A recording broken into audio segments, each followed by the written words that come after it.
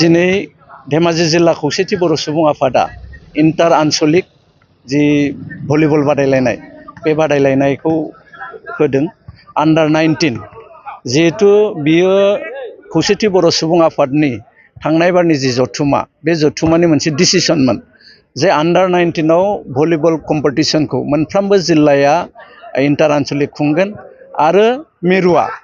बे आनसलिकफोरनिफ्राय जिल्लाफ्रा जि सायख'नाय बे सायख'नाय टीमखौ इन्टार डिस्ट्रिक्ट हिसाबै आन्डार 19 भलिबल बादायलायनायखौ लागोन। थ' आङो धेमाजि जिल्ला खौसेथि बर' सुबुं आफादखौ मिरुनिफ्राय सिगां जोङो साबायखर जासिदों जे जोंनि बोसोरारि जथुमानि जि थांखि बे थांखि बायदियै गिबिसिन मावफुंजेननायनि थाखाय जोङो आसा लादों जे खौसेथि बर' सुबुं आफादनि जि सिन्था जि साननाय जे बुलुर बादायलायनायखौ बर'फोरनि गेजेराव गोरों बर' बुलुर बादायारिफोर जि बरननायनि थांखिजों जों आन्डार 19 भलिबल बादायलायनायखौ जागायदों आरो बे जागायलायनायजों बर'फोरनि गेजेराव बुलुर बादायलायनाया मोनसे गोसारगोन आरो जोंनि बर'नि गेजेरनिफ्राय साफा गोरों मोजां बुलुर बादायारि बुलुर गेलेगिरि बरननो हागोन होननानै जोङो मिजिंथिदों। गासैबो जिल्लायावनो बे हाबाफारिया फारियै जालांगोन। दिनै धेमाजि जिल्लायाव जागायजेनबाय, बिनिफ्राय गुबुन जिल्लाफ्रा इन्टार आनसलिक खुंजोबगोन आरो जोबथारनायाव बे जिल्लाफ्रा सायख'नाय टीमफोरखौ लानानै जोङो मिरुआ एबारनि जथुम्मायाव इन्टार डिस्ट्रिक्ट हिसाबै जोङो बुलुर बादायलायनायखौ खुंगोन। धेमाजि जिल्ला खौसेथि बर' सुबुं आफादा दिनै मिरु खौसेथि बर' सुबुं आफादनि बिथोन बायदियै 19 बोसोर बैसोसिमनि हौवासाफोरनि बुलुर बादायलायनाय बे सानजारि नोगोर गेलेग्रा फोथाराव जोङो मोजाङै मोजां खुंफुंनाय जाबाय आरो जोङो धेमाजि जिल्ला खौसेथि बर' सुबुं आफादनि बेन्दोङाव थानाय गासै 7टा दख'रानि गेजेराव बे बादायलायनाया जादोंमोन आरो बे बादायलायनायाव दिनै फाइनाल मेटचाव जनाय दख'रा खौसेथि बर' सुबुं आफाद आरो सानजा सानजारि नोगोर खौसेथि बर' सुबुं आफादनि गेजेराव बादायलायनाय जादोंमोन। बे बादायलायनायाव सानजा सानजारि नोगोर खौसेथि बर' सुबुं आफादनि बुलुर बादायलायनाय हान्जाया बेयाव देरहासार जानो हायो आरो जोङो बे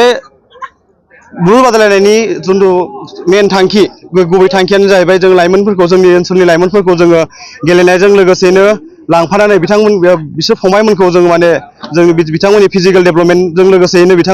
बिथांमोना जाहाथे फेग्रा मुवा बेसादनिफ्राय गोजानाव थायो एबा बिथांमोना बे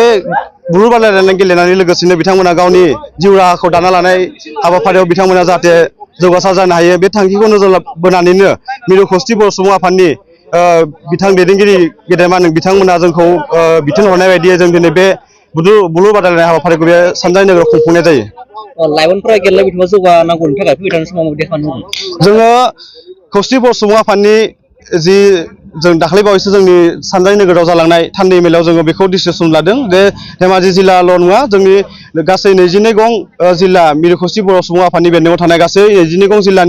जिल्लायावनो जोङो लाइमोनफोरखौ गेलेनायजों लोगोसेनो जोङो गोबां राहा बिथांमोननो जोङो गेलेनायनि जोङो कचिं होनो थाखाय थांखि लादों। नाथाय जोंनि बे बुलुर बादायलायनाया जोंनि थाखाय बे गिबि खेब आरो जों बे बुलुर बादायलायनायल' नङा जों बुलुरनि अनगायैबो जोङो गुबुन जोलुरजों लोगोसेनो काबादि आरो लोगोसे जोंनि क्रिकेट बायदि गेलेनाय आयदायावनो जोङो बिथांमोनखौ कचिं होनानै बिथांमोनखौ जोङो जोंनि ओनसोलनि जोंनि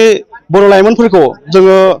जाहाथे बिथांमोना जिउ राहा दानायावबो जों गेलेनायनि गेजेरजोंबो जों जिउ राहाखौ दाना लानो हायो आरो लोगोसेयैनो जोङो गेलेनायजों लोगोसेयैनो जोङो फरायनाय आयदायावबो जोङो माखासे जोङो हेफाजाब मोनो। मानोना जोङो गावबा गावनि फिजिकेल डेभेलपमेन्टखौ जुदि जोङो गेलेनायजों लोगोसेनो